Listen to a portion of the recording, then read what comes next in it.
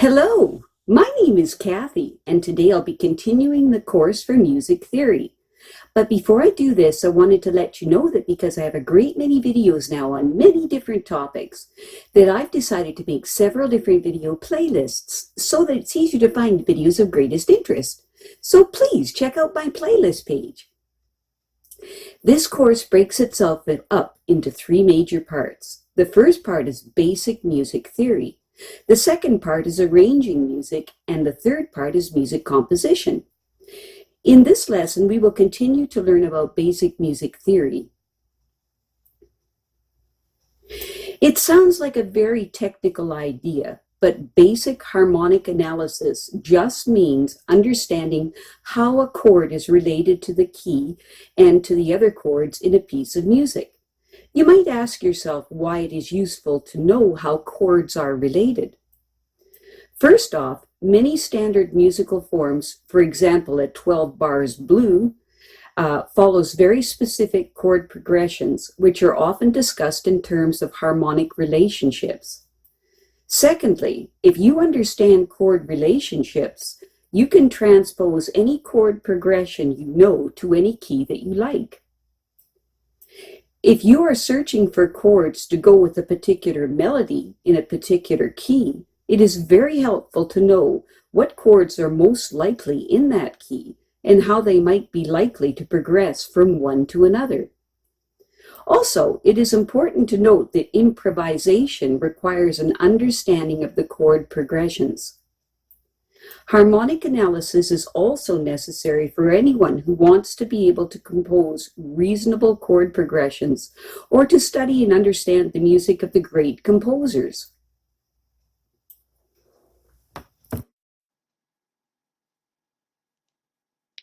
Basic triads in major keys. In music, any chord might show up in any key, but some chords are much more likely than others.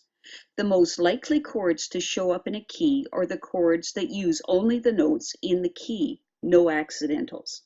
So these chords have both names and numbers that tell how they fit into the key. The chords are numbered using Roman numerals from 1 to 7. To find all the basic chords in a key, build a simple triad in the key on each note of the scale. You'll find that although the chords change from one key to the next, the pattern of major and minor chords is always the same.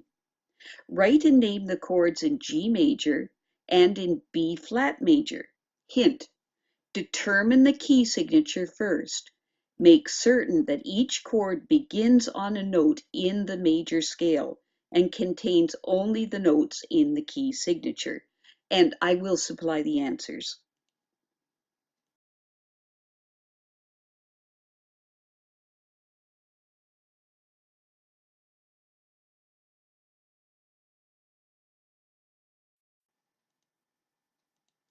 And here are the solutions so that you can check your work.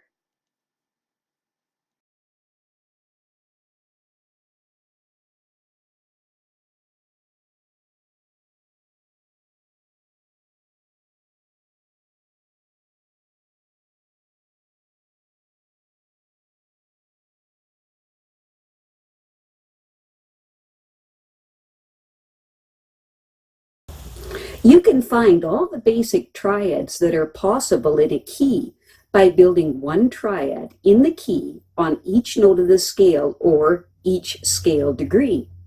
One easy way to name all these chords is just to number them. The chord that starts on the first note of the scale is 1. The chord that starts on the next scale degree is a 2, and so on. Roman numerals are used to number the chords. Capital Roman numerals are used for major chords, and small Roman numerals are used for minor chords. The diminished chord is in small Roman numerals, followed by a small circle. Because major scales always follow the same pattern, the pattern of major and minor chords is also the same in any major key. The chords built on the first, fourth, and fifth notes of the scale are always major chords, the 1, 4, and 5. The chords built on the second, third, and sixth notes of the scale are always minor chords, the 2, 3, and 6. The chord built on the 7th degree of the scale is a diminished chord.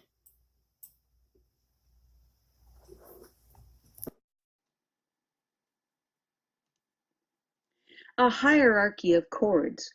Even among the chords that naturally occur in a key signature, some are much more likely to be used than others. In most music, the most common chord is the 1. In Western music, 1 is the tonal center of the music, the chord that feels like the home base of the music.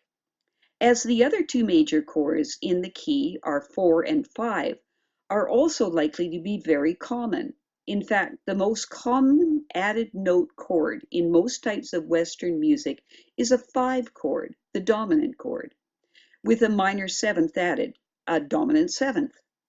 It is so common that this particular flavor of 7th, a major chord with a minor 7th added, is often called a dominant 7th, regardless of whether the chord is being used as the 5, the dominant of the key. Whereas the 1 chord feels most strongly at home, 5/7 gives the strongest feeling of time to head home now. This is very useful for giving music a satisfying ending. Although it is much less common than the 5/7, the diminished 7th chord, often with a diminished 7th added, is considered to be a harmonically unstable chord that strongly wants to resolve to the 1. Listen to these very short progressions and hear how strongly each suggests that you must be in the key of C major.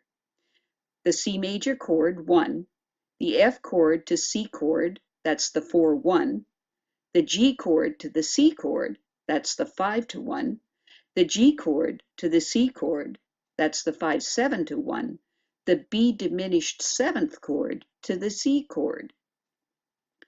Many folk songs and other simple tunes can be accompanied using only the 1, 4, and 5, or 5/7 chords of a key, a fact greatly appreciated by many beginning guitar players. Look at some chord progressions from real music. Much Western music is harmonically pretty simple, so it can be very useful just to know 1, 4, and 5 in your favorite keys. This figure shows progressions as a list of chords. Read left to right as if reading a paragraph, 1 per measure. And here are the musical terms to memorize for this week. Simile, like, mosso, motion, tempo, time, strepitoso, in a spirited manner, particularly at a climax, stringendo, to increase the sipped up to increase the up into a mounting excitement.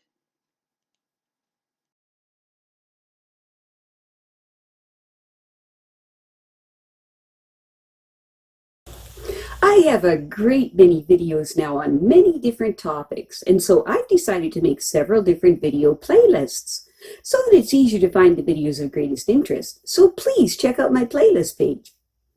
Well, that's it for now. To stay up to date with my latest videos, make sure to subscribe to this free YouTube channel by clicking the red subscribe button right below this video.